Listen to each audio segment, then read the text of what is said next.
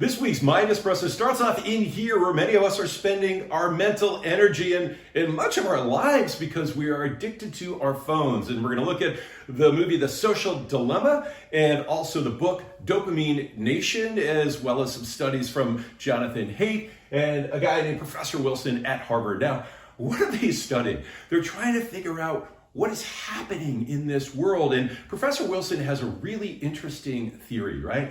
He said, look, we have Paleolithic brains. They were designed thousands and thousands of years ago to give us dopamine hits when we did things that were good for us, like, going out and socializing. We get a dopamine hit for that.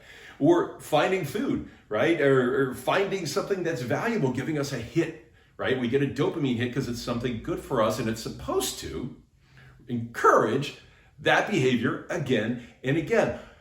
But now we made that with technology, and our brain was not designed for technology. Our brain was designed for the Paleolithic era. And now technology has figured out how to use our own psychology against us. And in the book Dopamine Nation, Professor Lembke at Stanford believes that we are all dopamine addicts. We're all phone addicts to some extent. She said it's just a spectrum. It's just where you are on the spectrum, because we can get dopamine hits instantaneously, or at least believe we can with our phone. And the analog, which makes the most sense, is someone at a slot machine, right? They're just pulling that lever and hoping they get a payoff. That's checking your phone. And now combine your dopamine addiction, right? And put that in the technology age. We're really, really smart people who, by the way, aren't ill-intentioned all, right? Some are ill-intentioned, but not all. And we have a situation where our behavior change becomes the product. Now, there's a joke in Silicon Valley, or somewhat serious, where if it's free, you're the product, right? Now, that's somewhat true of the social dilemma, though they would argue, though, if it's free, your behavior change is the product. So they're selling you their ability to change and manipulate your behavior, right? And that is because they are studying us like lab rats, right? They have growth hackers who do nothing but study this and try to figure out how to get more users or how to get us to interact more, to grab our attention and ultimately change our behavior. And they know more about us than, for the most part, we know about ourselves, right? Their ability to gather information and put it into a profile, and put it into an algorithm, trumps our ability to be self-aware and counteract that. And so we go back to the phone and they target us and they get us a dopamine high. And in that process, they are going to change our behavior, because there's another factor at work, which is we are driven by a confirmation bias. We get a dopamine hit when we find information that aligns with our point of view of the world. Now, combine that with targeted ads, sometimes fake news, and a cloistered environment where the people we interact with all think like we do, and you get this recipe for an outrage mentality that's being manipulated by people who are buying behavior change based upon our addiction to dopamine, because our brains are just not set up for this environment. I mean, it's a fascinating journey to figure out how we ended up here. The former president of Pinterest talks about how he used to hide in the cupboard, right? Or the cupboard in the pantry, right? And he would just get on his phone, and people hide in the bathroom. People go outside. They just get on their phones and they're just looking for that hit, right? We are lab rats at a slot machine. Not a fun place to be. Now, Professor Lembke in Dopamine Nation talks about what are some ways around this. First thing, though, is awareness.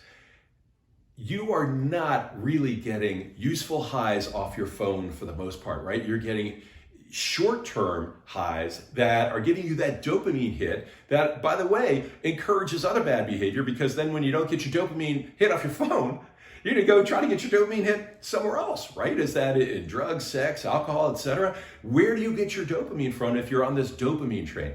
And what she argues is that our brains have been taken over by this dopamine addiction, and we need to reset it, right? It's oversensitized. It's constantly looking for that. And so she advises that people go on a dopamine fast, take a break. And she advises 30-day breaks from all screens for some people. For the rest of us, it might be 24 hours. My wife and I are now making a pact about our phone use based on this, because We don't want to be the victim here, right? It's once we have that awareness, now it's up to us to understand how technology interacts with our brain and make smart decisions. The other thing that Professor Lembke talks about, which I really like, I think this is so smart, is earn your dopamine, right? If you're getting immediate highs off anything, where you're just looking for that feel-good hit, invest that time in running, in creating something, in a deeper relationship. And by the way, it can be really hard to keep a real social connection, which I'll talk about in a second, right? Because you've got to do work. You have to understand the other person. When we can just go to our phone and get a like, right? The problem is dopamine is giving us a payoff for something that's not good for us. And when it was working well, right, before technology, etc., we would get a payoff for something that was good for us and good for our tribes, right? We have a tribal mentality. Another simple thing is go for a walk in nature, leave your phone behind. Allow your brain to detox just a little bit. Make these paleo-social connections. Deeper conversations, even if they're hard. I mean, frankly, it's hard to have conversations with people sometimes. And you've got to, especially if you're always checking your phone, it's hard to pay attention because we get distracted. And we're always looking for that next hit. And if that conversation doesn't give us a hit, we're like, okay, gotta go, right? Earn your dopamine. And then the last is my own. And this is something that just came from my own experience in this outrage mentality that many of us get stuck in. And this was before big social media hit. But I would still find myself in camps, right? I would find myself finding people who confirm my bias. I would watch the channel that gave me a payoff, read the stuff that gave me a payoff. Here's my trick. Learn for anything that makes you outraged to advocate for the other side. Understand their argument and be able to advocate their argument. Two things. Number one, it will lower your outrage level because on almost every issue, I know really smart, kind, good-hearted people who are on both sides of the issue. Voted for certain presidents, vaxxers, not vaxxers, both sides. So what are the arguments? Don't live in your bubble and don't be a dupe. Right? Because most people who are in this outrage mentality are just being duped. You're being manipulated to fall into this camp so that people can sell you, right? And can sell your demographic off there. So learn to advocate for the opposition's arguments. And by the way, it happens to have the plus side of if you can really advocate for their arguments, it gives you a bit of an advantage if you're actually in a debate in some way, shape, or form, because you know their argument. But that's not the point. So the overall story here is, in this social world, we're dealing with a paleo brain that is dealing with new technology that our brains weren't designed for. It's created dopamine addictions. We're lab rats at the slot machine.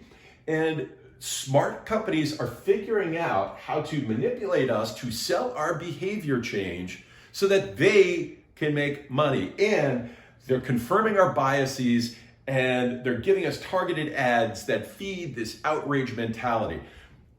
Our first tool in fighting back against all of this, and by the way, not all is bad, right? Some of this is very good. There's just a portion of it that is bad. So the part that is bad, become aware. Fast where you can. Earn your dopamine. Get mindful. Take walks in nature. Detach. Create real paleo social connections. And I'm telling you, if you start learning the other side's argument, it will change your view and your outrage level will go down, even if you don't change your opinion, right? Because that's all opinion is. And that is this week's socially distributed MindEspresso.